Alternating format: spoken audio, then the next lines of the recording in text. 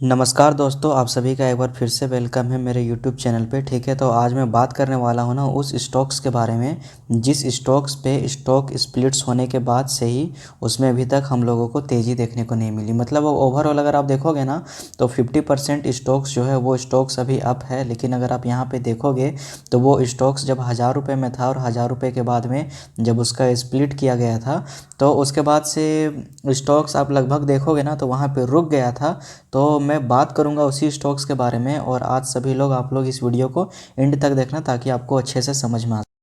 Friends, वो stocks कोई नहीं है, वो स्टॉक्स हमारा टाटा स्टील है। टाटा स्टील की कंपनी है और आज हम सब इसी कंपनी के बारे में अच्छे से डिस्कस करेंगे और एनालिसिस करेंगे। ठीक है, तो यहाँ पे अगर आप स्टॉक स्प्लिट्स का अगर आप हिस्ट्री देखोगे ना तो 28 जुलाई 2022 को, मतलब कि ये जो अनाउंसमेंट इसका हुआ था और उसके बाद से स्टॉक्स ने वहाँ पे, अगर आपके पास से एक शेयर्स होंगे तो वो शेयर्स 10 शेयर्स बन गए होंगे और वहीं पे स्टॉक्स को स्प्लिट किया गया था। ठीक है, तो उसके बाद हम लोग आते हैं यहाँ पे, अगर कंपनी के बारे मैं इस कंपनी के बारे में बात करूँ ना अच्छे से तो यहाँ आपको देख के समझ में आएगा कि कंपनी का 52 वीक लो 104 है और 52 वीक हाई 166 है।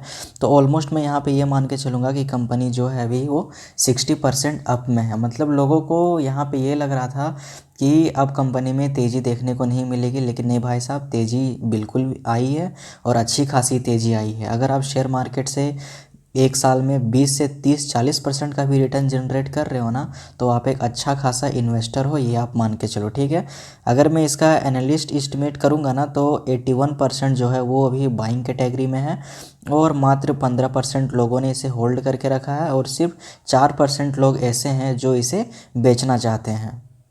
अगर मैं यहाँ पे फंडामेंटल्स के बारे में बात करूँगा ना तो फंडामेंटल्स में आप देखोगे कि 2,06,000 करोड़ की कंपनी है।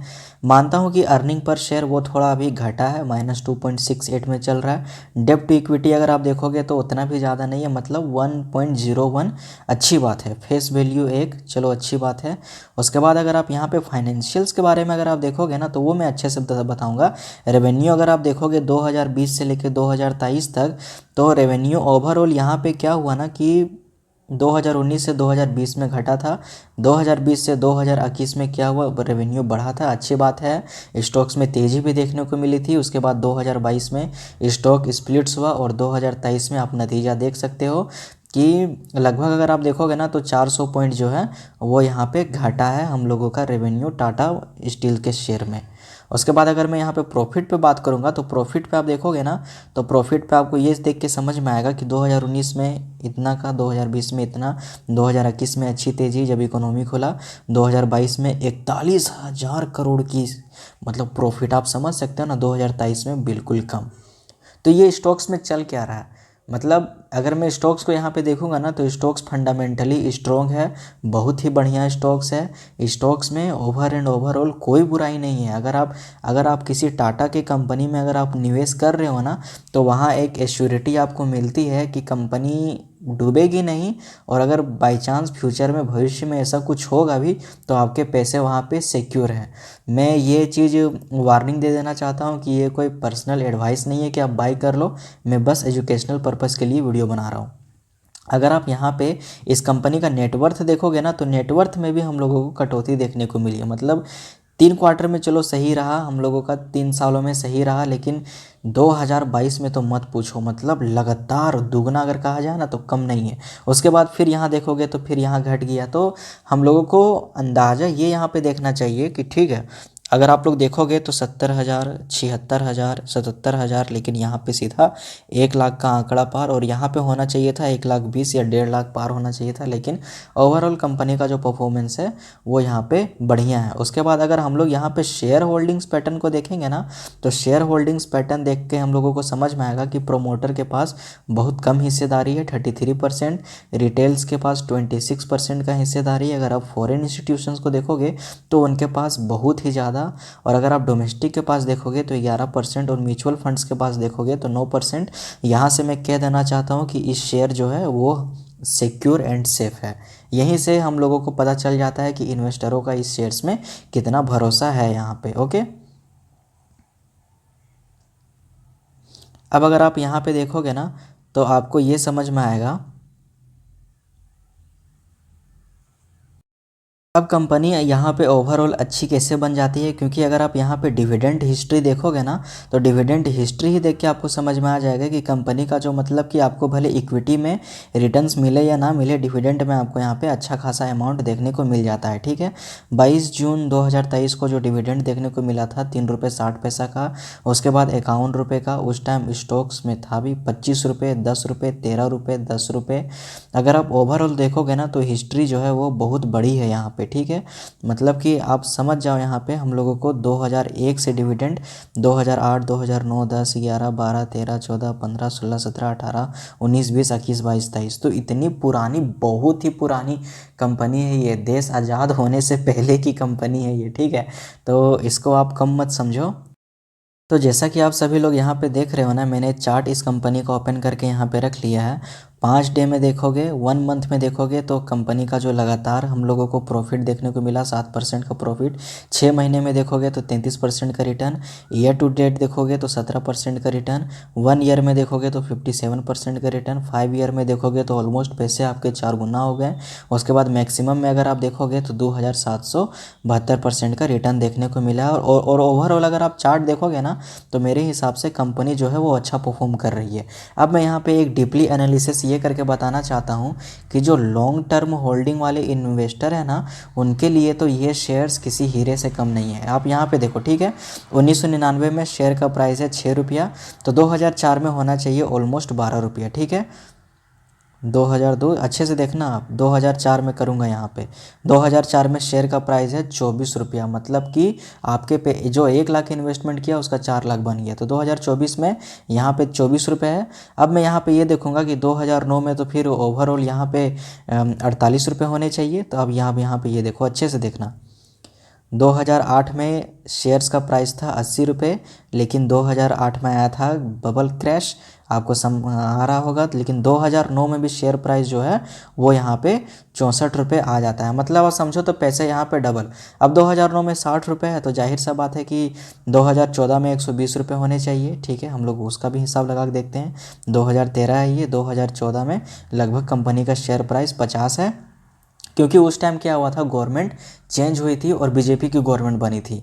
तो उसके बाद 2014 में 50 रुपये का शेयर था, तो 2019 में 100 रुपये जरूर आना चाहिए। ठीक है, तो ये आप देखो 2017, 18, 2019 में आते आते इलेक्शन, और इलेक्शंस के बाद आते आते कोरोना, और कोरोना के बाद फिर जिसने वहाँ पे क्रैश में इन्वेस्टमेंट किया इस स्टॉक्स में, अपॉर्चुनिटी देके 30 रुपये से शेयर प्राइस सीधा 144 रुपये।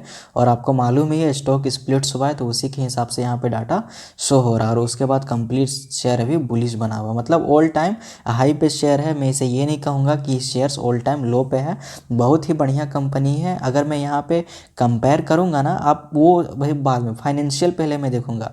अगर आप देखोगे फाइनेंशियल में, तो कंपनी जो है वो भी जमशेदपुर में फाउंडेड 1907 की कंपनी है। टीवी नरेंद्रन इसके जो है सीईओ हैं। उसके बाद पेरेंटल टाटा ग्रुप की कंपनी, ये तो आप सभी लोगों को मालूम ही है। लेकिन कंपनी में एम्प्लॉय कितना है आप वो देखो, 75,263 एम्प्लॉय है कंपनी में अभी। तो आप इस बात से अंदाज़ा लगा सकते हो कि कंपनी में कितना पोटेंशियल है और कितने लोगों को ये कंपनी रोज़गार दे के बैठी है। डूबने का तो यहाँ पे चांस ही पैदा नहीं होता है यार कि कंपनी डूब जाए। यहाँ पे रेवेन्यू देखोगे तो 2,44,000 करोड़ का रेवेन्यू है कंपनी का, मतलब 31 बिलियन यूएस डॉलर का। खैर, अगर मैं यहाँ पे कंपेयर करूँगा ना, तो कंपेयर में यहाँ पे अब स्मार्ट इन्वेस्ट, मतलब कि मैं जिंदल स्टील एंड पावर को ही ले लेता हूँ। चलो ठीक है, कोई बात नहीं, आ गया। तो यहाँ पे अगर आप जिंदल को देखोगे ना, तो 1 ईयर में जिंदल ने यहाँ पे ओवरऑल जो है ठीक ठाक परफॉर्मेंस किया है, लेकिन टाटा स्टील भी कुछ कम नहीं है। मतलब कि दोनों में अगर आप देखोगे तो दोनों में का जो स्थिति है ना वो सेम ही है। तो अभी स्टील के शेयर्स में आप चाहो तो यहाँ पे अपना जो है बाई ट्रेंड, मैं यही कहूँगा कि टाटा स्टील में जो है हम लोगों का निवेश जो है वो सेफ़ एंड सिक्योर है। यहाँ से हम लोगों को घबराने की कोई ज़रूरत नहीं है। ठीक है, ओवरव्यू में आप सभी लोग देख ही रहे हो। न्यूज़ भी अगर आप देखोगे तो आपको समझ में आएगा कि Tata steels gains 2% as Q4 Indian steel production grows. ठीक है, उसके बाद अगर आप यहाँ पे देखोगे तो 1:2 bonus, 1:10 split, Tata's dividend steel stock GDR up to 16 to 7% year to date. Okay, तो अब हम लोग यहाँ पे उठाएंगे कुछ इम्पोर्टेंट क्वेश्चंस, ठीक है। इम्पोर्टेंट क्वेश्चंस अगर हम लोग यहाँ पे देखेंगे ना, तो इम्पोर्टेंट क्वेश्चंस हम लोगों को यहाँ पे देखने को मिलेगा, is Tata steel a good buy, ठीक है। तो अगर आप यहाँ पे देखोगे ना, तो short term traders can look to buy the stocks now for a possible target above 200 level. तो 200 का लेवल मुझे यहाँ पे लग भी रहा है कि हिट हो भी सकता है, ठीक है। शेयर मार्केट है, कुछ भी हो सकता है। कल का वीडियो आपने देखा कि एक साइड में कितना हम लोगों को तेज़ी देखने को मिला। उसके बाद ओवर वैल्यूड है क्या, तो अंडर वैल्यूड 1% ही है, ओवर वैल्यूड शेयर नहीं है, ठीक है। अब दो तीन और इम्पोर्टेंट क्वेश्चन उठाएंगे हम लोग कि डस टाटा स्टील है फ्यूचर्स। तो अगर आप यहाँ पे देखोगे ना, तो Tata steel forecast growing earning revenue by 116% का रेवेन्यू है इसका, ठीक है। 4.6% का पर एनएम है। उसके बाद अगर आप अर्निंग पर शेयर की बात करोगे ना, तो वो 92% पर एनएम है और 14.3% 3 साल में है। तो जो शेयर का जो ओवरऑल यहाँ से फ्यूचर है ना, वो सेफ़ एंड सिक्योर है। मतलब कि अगर आप एक अच्छा खासा सेफली निवेश करना चाहते हो ना, और डिविडेंड इनकम के साथ में, तब मेरा ये मानना है कि तब आप इस स्टॉक्स में जा सकते हो, ठीक है। मान के चलो आपने 1 लाख का इन्वेस्टमेंट किया और 1 लाख में ओवरऑल अभी आपको क्या होगा कि अभी आपको 500 शेयर्स मिलेंगे, ठीक है। अब आपको अभी उतना ही शेयर्स मिलेगा, क्योंकि कंपनी का अगर आप देखोगे ना, तो डेढ़ मतलब कि कहते हैं ना, मान के चलो 75,000 में आपको उतने शेयर्स मिलेंगे। 600-700 का शेयर आपको यहाँ पे देखने को ईजिली मिल जाएगा, ठीक है। उसमें कोई बुराई नहीं है। लेकिन अगर आप यहाँ पे कैलकुलेशन के हिसाब से देखोगे ना, तो आपको मतलब कि 1200, 1500, 1600 इस तरीके का डिविडेंड यहाँ पे देखने को मिलेगा। तो ओवरऑल कंपनी जो है वो सही है। अब ये आपके ऊपर डिपेंड है, आप इसके साथ जाना चाहते हो या नहीं जाना चाहते हो। मिलता हूँ नेक्स्ट वीडियो में। जय हिंद, जय भारत।